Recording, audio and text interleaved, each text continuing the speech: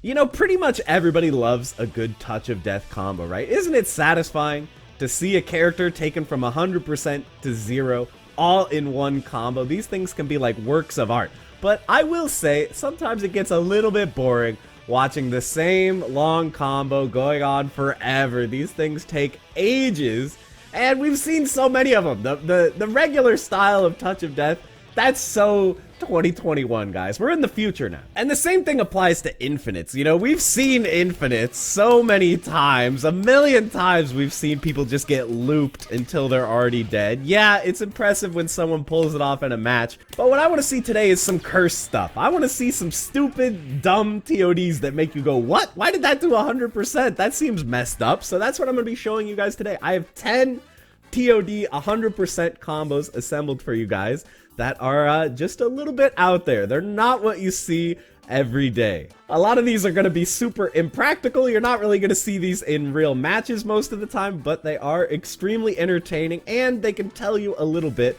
about how their respective games work. So guys, if you enjoy this type of content, you could really help me out by hitting the like button. That way I know that I should make more lists like this. And if you have other characters or ToDs or ideas that you want me to try out, post them down in the comments and I'll see what I can do. But with that, let's start out the list, guys. All right, let's start things off with a little Street Fighter 3 Third Strike. So, you know this weird character in the game, 12? He has this very interesting super where he X copies you, he actually turns into you, and he can do all your moves and stuff. This lasts for a limited amount of time, but what we're really interested in is when this time runs out. So when he leaves X-Copy, he's going to go into this animation, and he is going to take double damage when he is in that animation of leaving X-Copy. Alright, so let's think of the most damaging single hit that we can do when he's leaving that X-Copy animation. So let's go ahead and taunt up, increase the damage of our next attack, and super. One hit kill. Not too shabby. So yeah, that super is not so good because that extra damage and that long animation really makes him pretty vulnerable, as it turns out. Staying in the realm of Street Fighter here, let's take a look at Super Street Fighter 2 Turbo and Balrog, or M. Bison. This is the Japanese version. It's a long story. The boxer character. So Balrog has this move called Turn and Punch, or Tap, where what you do is you hold down 3 punches or 3 kicks, and then you let it go, and he'll turn and punch. And the length of time that you hold the 3 buttons determines the strength. So there he just says 1, but if we hold this for like a really long time, we can get to much higher numbers, and this actually goes all the way up to 10. Look, there we got a 4, not bad. But I want to go for all 10. This is called the final tap. And we're actually going to have to hold down these buttons for about 40 real-world seconds. So, yeah, if you're going to land this in a match, you pretty much have to lose access to half your normal attacks for 40 real-world seconds, which is longer than most matches go in Super Turbo. But I'll fast forward. Let's get to the end once I have this all charged up. All right, we should have it here. Let's see what happens when we land the final tap. There we go. 6 hits. It comboed into Super, 2 attacks, and a dead character. It just took 40 seconds of not having access to half my moves. Maybe not worth the trade-off. But now let's move to the modern era with Guilty Gear Strive. This is a pretty recent game. No way this is gonna have any crazy, stupid ToDs. Well, we can do some against Chip. Chip is famous for having very low health in the Guilty Gear series, and he actually has a move similar to 12, where he is gonna take extra damage if you hit him out of it, and that move is Gamma Blade. So you can see that this move does 69 damage on normal hit, but if we manage to counter hit him out of Gamma Blade, it does 150. But let's see what happens when this move interacts with a whale. Alright, let's move on to Marvel vs. Capcom 2. So surely everyone knows about the Juggernaut power-up glitch by now, right? In case you don't, Juggernaut, you know, he's a damaging character, but he actually has a power-up move that will increase the damage of his next attack. But then the power-up goes away. It only lasts for 1 attack, unless you power up and then tag out and tag back in. And now all of a sudden, all of Juggernaut's attacks will have this power-up applied. So he starts to do some pretty stupid damage. And to be honest, like, it doesn't even feel like you have to try to kill someone when you have this glitch on. It's like you can do anything and it's pretty much gonna kill. So we're gonna try to be a little bit more creative here. What's the stupidest way that we can kill with Juggernaut power-up glitch? All right, so here's the plan. As you can see, player 2 is blocking high. So what we're gonna do is we're gonna snap a character in. We're gonna go for a guard break. So that's unblockable.